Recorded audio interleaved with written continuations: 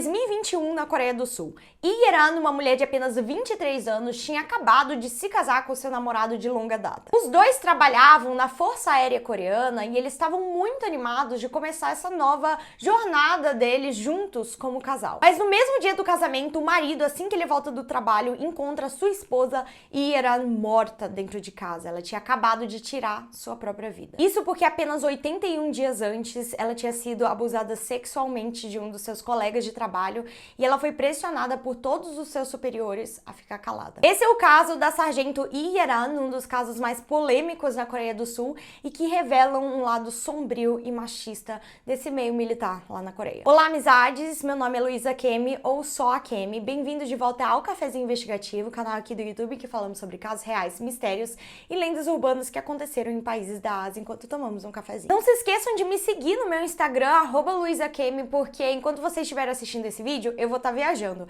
E lá eu vou abrir uma caixinha de perguntas, exatamente no dia em que esse vídeo sair, pedindo recomendações de casos pra gente cobrir aqui no cafezinho. Muito obrigada pela sua contribuição. Desde aviso agora no começo do vídeo que o cafezinho trata de assuntos que podem ser perturbadores para algumas pessoas, então se alguma coisa que eu descrevi agora na introdução do vídeo for um assunto delicado pra você, eu peço que saia desse vídeo agora.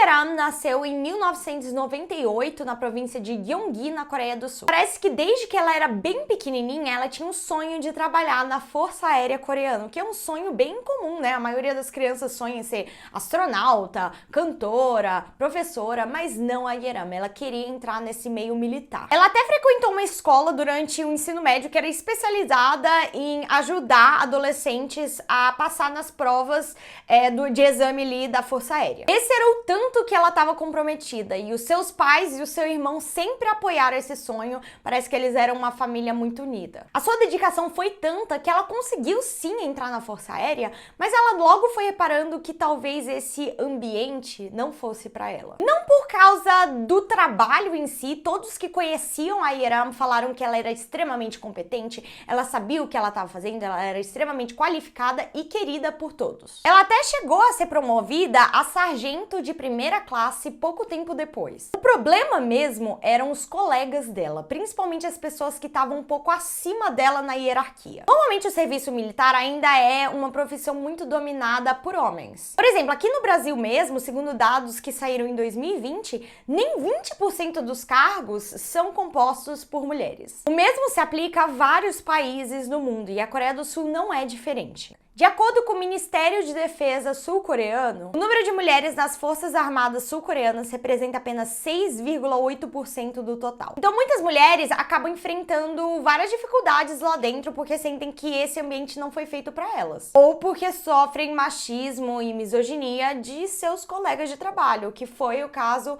da Yeran em vários momentos diferentes. Mas agora vamos falar sobre o incidente que causou tudo. 81 dias antes de Yeran tirar sua própria vida. No dia 2 de maio de 2021, um superior dela, chamado Sargento No, convidou a Yeran e alguns outros juniors para fazer tipo um jantar em conjunto, um jantar da firma. Agora eu preciso explicar um pouco mais para vocês sobre a cultura de Hwaesik lá na Coreia do Sul. Hwaesik é uma saída informal depois do trabalho em que funcionários de uma mesma empresa comem e bebem álcool. A maioria das empresas na Coreia do Sul pratica Hwaesik pelo menos uma vez por mês e às vezes todas as semanas. Ah, então são só colegas de trabalho que combinam de sair e beber um pouco. Sim, mas a cultura do Hwaesik é um pouco mais séria do que a gente chamando os nossos colegas pra ir no bar. Tipo, lá na Coreia do Sul é uma cultura um pouco predatória. Porque vocês têm que lembrar que o sistema de hierarquias lá na Coreia é muito forte ainda no dia a dia. Por exemplo, se você é chamado para um Hwaesik pelo seu chefe, você não pode negar, porque isso pode ter repercussões negativas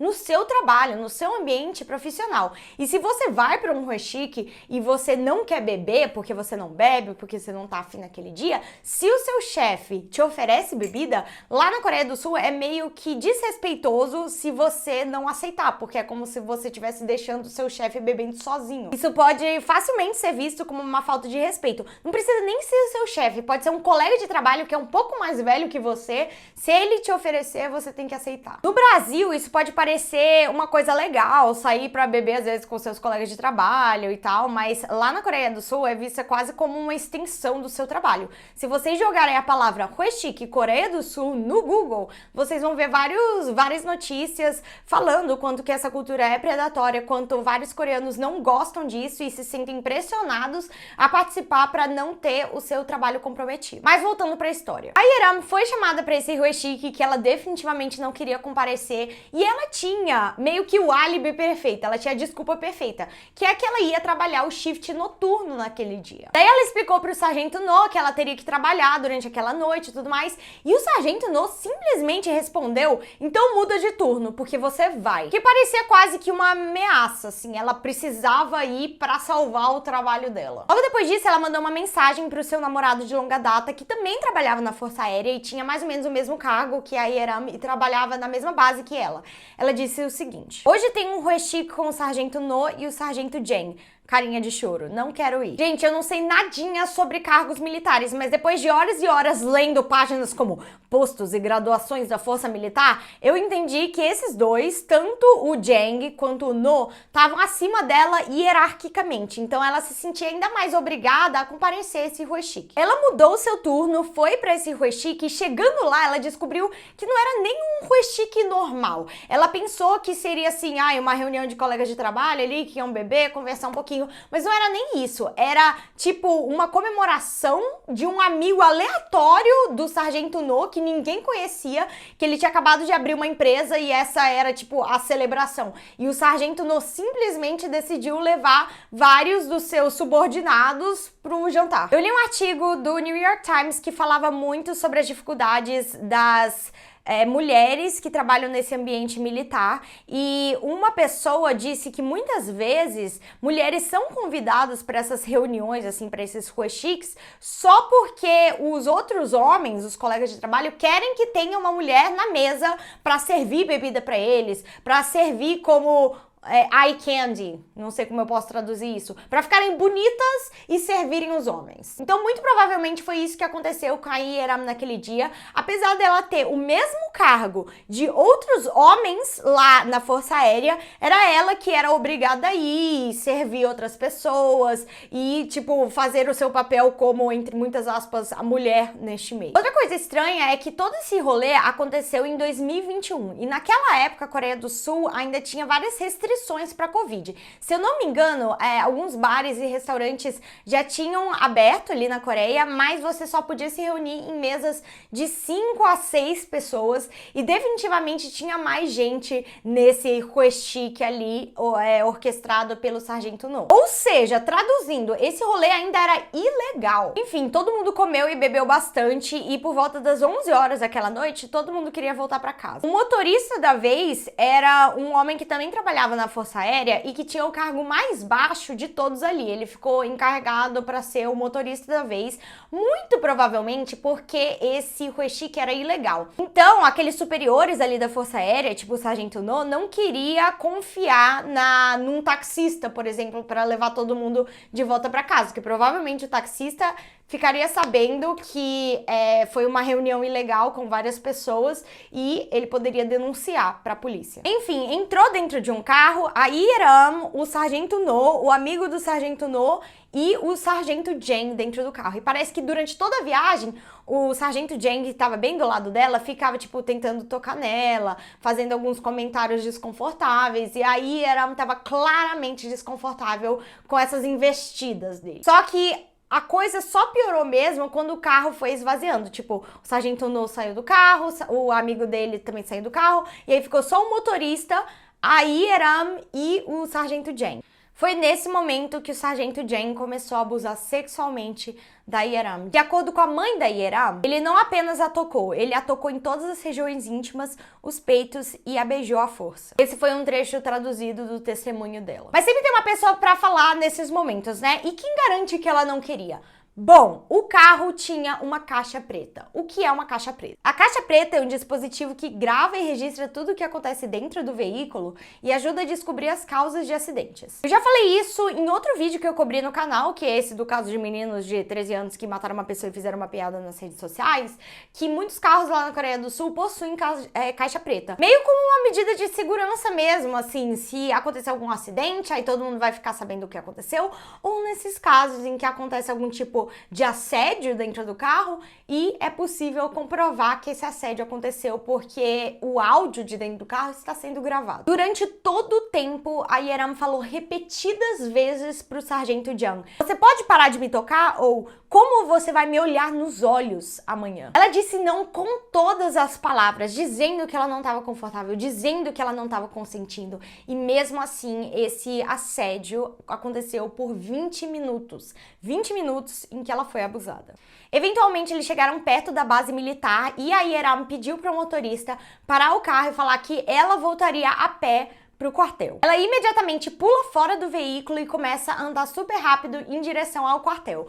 Só que o problema é que o sargento Jung também falou que ele ia sair por ali e sai correndo atrás da Yeram. Tipo, perseguindo ela mesmo e gritando coisas como: "Tente me denunciar, eu sei que você quer me denunciar, então tente. E também, se você me denunciar, eu vou morrer." Claramente uma ameaça para desestabilizar a Yeram emocionalmente, e ele insistiu tanto, mas tanto, que a Yeram acabou falando: "Tá, eu não vou te denunciar." Mas a real é que ela tava com muito medo, porque imagina só essa situação. Ela tinha acabado de passar por um abuso feito por esse homem, ela estava sozinha na rua, perto do quartel, onde ela iria dormir por essa noite, e ela não queria que mais nada acontecesse, então ela só falou pra ele: "Tá, eu não vou denunciar, vai embora." A Yeram entrou no quartel e imediatamente ela contou o que tinha acontecido pra outro colega de trabalho dela. Óbvio que ela estava extremamente abalada com o que tinha acabado de acontecer, mas ela ainda tinha fé no sistema, ela ainda tinha fé de que ela ia denunciar e que ela teria justiça. Então ela pensou: amanhã eu vou contar tudo o que aconteceu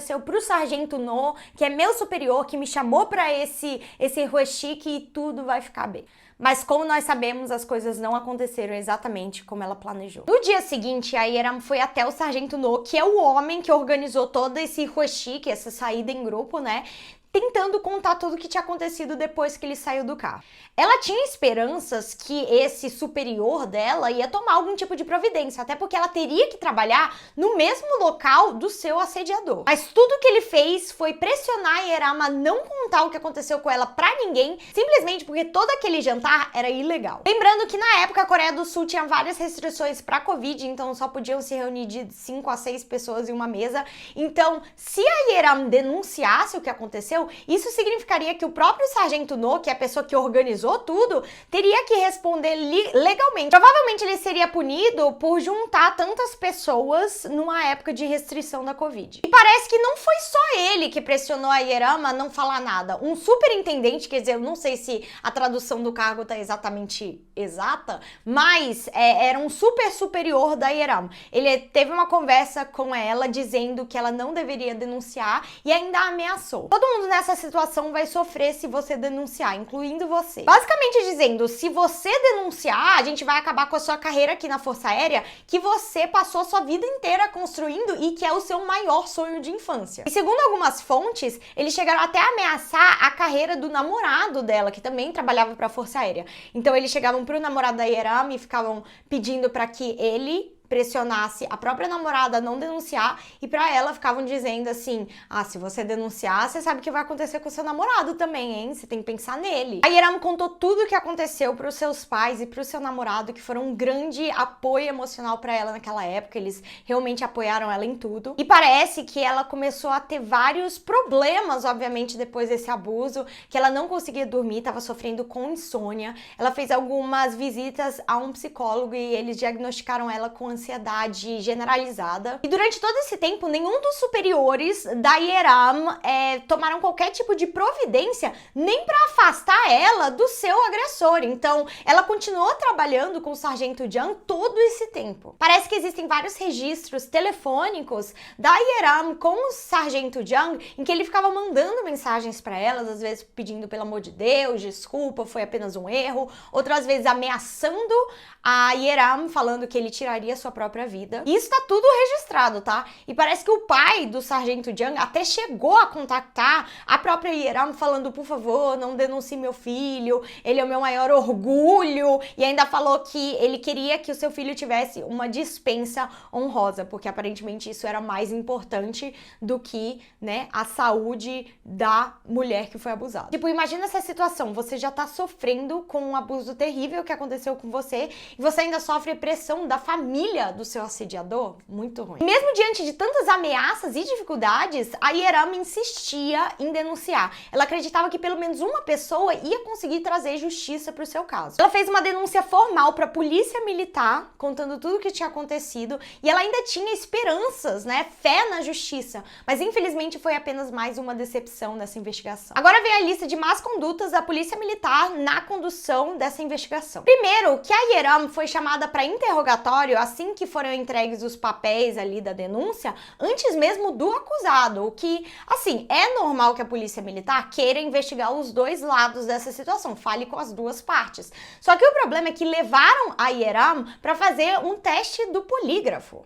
Ou seja, eles queriam testar se ela estava mentindo, ou eles assumiam que ela estava mentindo, antes mesmo de conversar com o acusado, o sargento Jung. Eles não tinham nem coletado evidências, e se eles tivessem começado a coletar evidências, eles encontrariam várias. Por exemplo, a caixa preta que estava dentro do carro, ela tinha todo o registro de áudio da conversa que aconteceu naquele dia. A Yeram recusando várias vezes as investidas do sargento Jung com todas as palavras. Ela não consentiu. Ou, por exemplo, existiam câmeras de segurança que gravaram o momento em que a Yeram sai do carro e ela é perseguida pelo sargento Jung na rua logo em seguida. Mas a polícia militar não tinha investigado nada disso. Inclusive, foi a própria Yeram que teve que ir atrás daquele homem de cargo mais baixo que estava dirigindo o carro no dia do abuso. Ela pediu pra ele os arquivos da caixa preta. Ela teve que ir, não a polícia.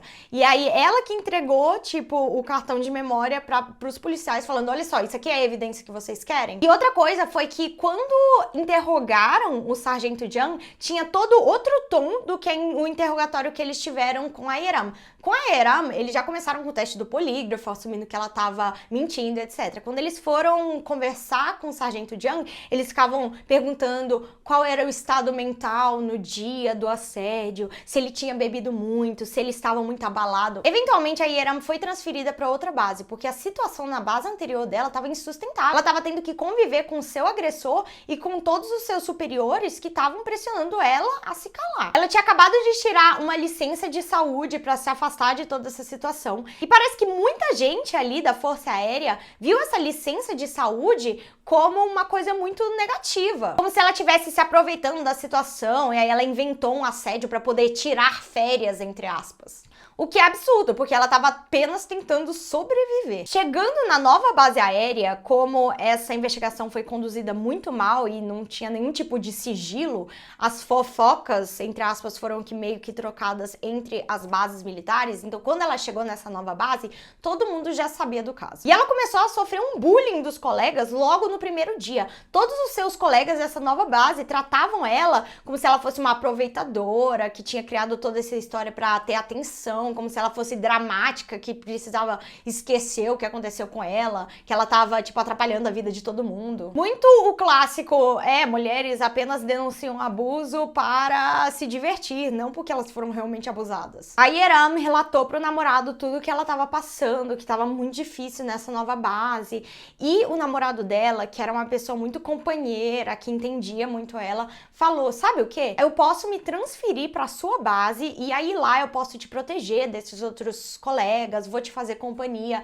vai ficar tudo bem, eu estou do seu lado. Só que existia um tipo de burocracia. Pro namorado da Yeram transferir pra base dela, os dois teriam que estar casados. Porque era só assim que os superiores poderiam permitir essa transferência. Parece que casamento ali dentro da Força Aérea traz vários benefícios pro casal. Então eles planejaram tudo e decidiram se casar no papel. Foi um dia muito feliz pros dois, foi um respiro, assim, um momento de paz depois de 81 dias horas, vivendo um verdadeiro inferno. Depois de assinar os papéis, o casal voltou para sua casa e o marido, o agora marido da Yeram, disse que ele tinha que trabalhar naquele dia, mas que logo depois que ele voltasse, os dois iam comemorar, ele ia trazer várias comidinhas que a Yeram gosta bastante, e a Yeram parecia estar feliz. Mas essa comemoração, infelizmente, nunca aconteceu. Quando o marido voltou para casa, mais tarde naquele dia, ele se deparou com o corpo da Yeram, sua esposa, sem vida. Ela tinha acabado de tirar sua própria vida e ela tinha apenas 23 anos. Vocês devem estar se perguntando por que agora se parece que a situação dela estava gradualmente melhorando. Agora ela estava numa nova base, ela tinha se casado, ela tinha algum tipo de apoio emocional. Então, a explicação de um dos psicólogos que trabalhou nesse caso é que muito provavelmente a Yeram, quando ela estava na outra base, em contato direto com o seu assediador, etc., ela tinha esperanças de que as coisas iam mudar a partir do momento que ela mudasse para uma nova base. Então ela estava meio que segurando as pontas, criando esperança de que ela poderia ter um recomeço ali naquela nova base. Então no momento em que ela foi transferida e ela reparou que ela estava sofrendo bullying de todos os seus colegas e que a situação não mudaria, que ela não poderia escapar isso, que ela ficou desolada. Sem contar com o fato de que ela sempre sonhou em entrar na Força Aérea e agora ela estava vendo toda a corrupção, todo o machismo que existia ali dentro e deve ser muito difícil ter que começar do zero em uma outra profissão, sendo que você sempre sonhou com isso.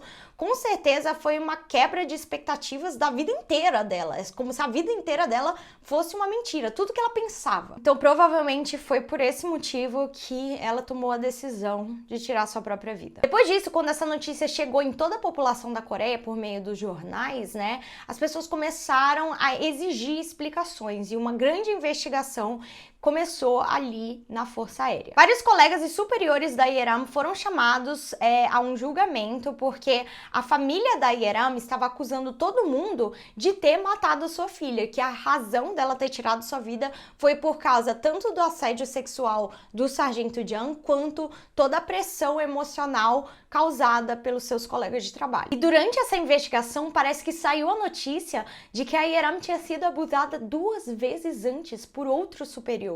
Então, meio que esse instante foi meio que a gota d'água para ela. Ela já estava sofrendo, ela já tinha sofrido outros assédios antes. A acusação exigiu 15 anos de prisão para o sargento Jang, mas parece que durante os julgamentos ele foi condenado a apenas 7 anos. Isso porque o juiz disse que as mensagens, as múltiplas mensagens que foram trocadas entre o sargento Jang e a Yeram eram apenas pedidos de desculpas sinceras e não ameaças para fazer com que ela não denunciasse. Claro, aquelas mensagens de se você denunciar eu vou me matar, eram apenas desculpas sinceras. Espero que vocês tenham reparado o sarcasmo. Esse é um dos casos mais recentes de uma mulher no meio militar sul-coreano tirando a sua vida, mas infelizmente tem se tornado uma coisa cada vez mais frequente. Olha só esses dados que eu encontrei. Mais de 400 casos de agressão sexual entre soldados foi relatado entre 2017 e 2020 na Coreia do Sul. E parece que 43% dos acusados saem ilesos dessas acusações e apenas 1/3 das mulheres realmente denunciam. Então imagina a quantidade de podres que existem ali nos bastidores que nunca são nem denunciados. Uma soldado mulher disse em uma entrevista para o New York Times o seguinte: mulheres nas Forças Armadas são tratadas como membros não essenciais e de segunda classe nas Forças Armadas. Eles não consideram assédio sexual um crime grave, tratando-o como uma gafe social que pode acontecer quando homens e mulheres bebem juntos. E logo após o julgamento do sargento Jang, o pai da Yeram falou publicamente o seguinte: foi a cultura militar predominantemente masculina que não trata as mulheres soldados como colegas que matou a minha filha. Foi a cultura militar que condena ao ostracismo a vítima de crime sexual e não o predador que matou a minha filha. Esse foi o caso da Yeram de hoje, me deixou um pouco abalada. Mas, enfim, se vocês tiverem medo de dormir de noite, mantenham-se cafeinados e a gente se vê na próxima semana.